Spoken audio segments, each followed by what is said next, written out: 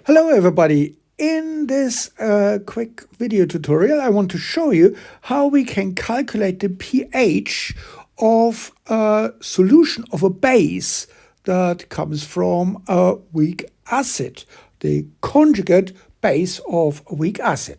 And here's an example.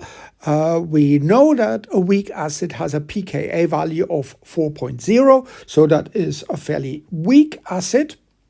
And we want to know what is the pH of a 100 millimolar solution when we use the conjugate base of this acid. And remember, the conjugate base is the compound that differs from the acid by just one proton. So we have a few equations at our disposal that we can try out and see if we can do this calculation.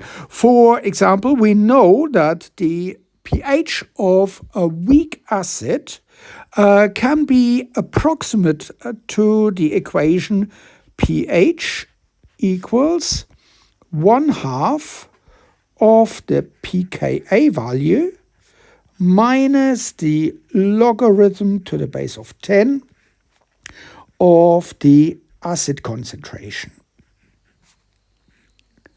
Like this. So we have a pKa value, but we don't have the acid concentration, so that doesn't help us a lot.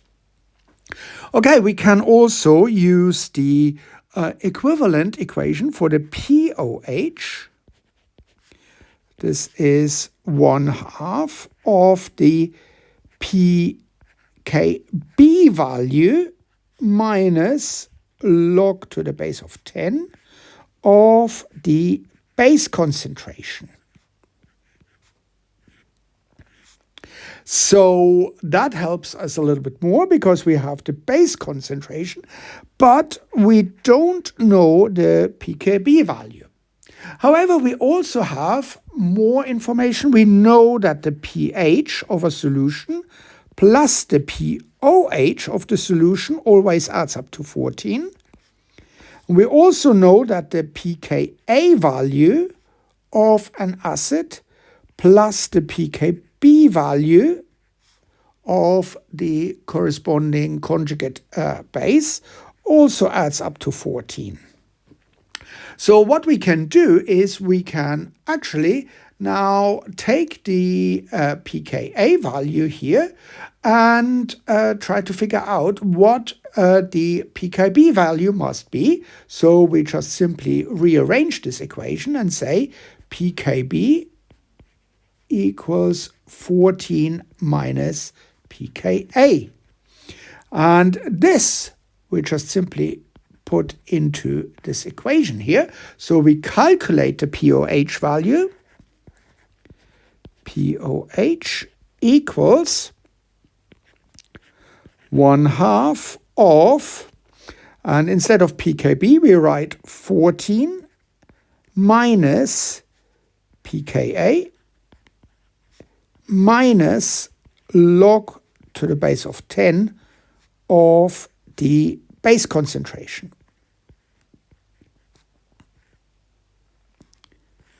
So we now can put in the numbers if we want. So we get equals 1/2 of 14 minus the pKa value, that was 4.0, minus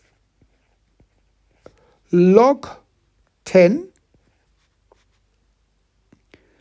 of the base concentration, and that was 100 millimolar. So we can write 100 millimolar as 0.1. So that gives us our pOH value. Okay, so what do we get? So this is 1/2 of 14 minus 4, that gives 10, minus log of 0.1. That surely is log 0.1 is -1, so that gives -1. So that gives us 1/2 of 10 minus -1, that is 11. And that gives us a pOH value of 5.5. So that is the pOH value. But we now need to convert that into a pH value.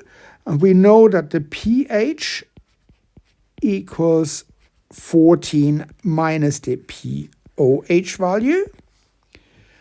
That is just simply from this equation here. So all we need to do is plug in the numbers. So we've got pH equals 14 minus 5.5, and we get a pH value of 8.5.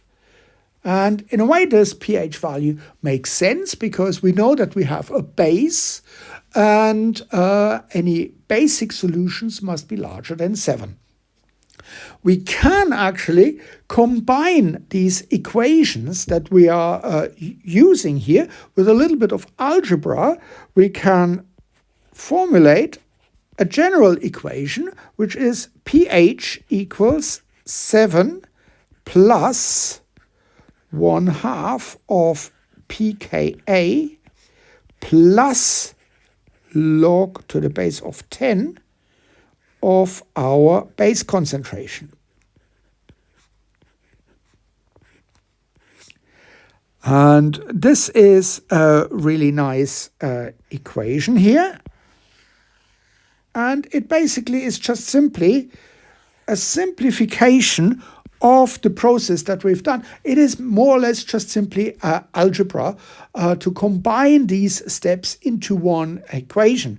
And we can now check whether we get the same results. So pH equals 7 plus 1/2 of the pKa value, that was 4, plus log to the base of 10 of the base concentration, and that was 100 times 10 to the minus 3, and we need to be that in molar. So this would give us 0.1. So we get pH equals 7 plus 1/2 of 4. This gives us -1.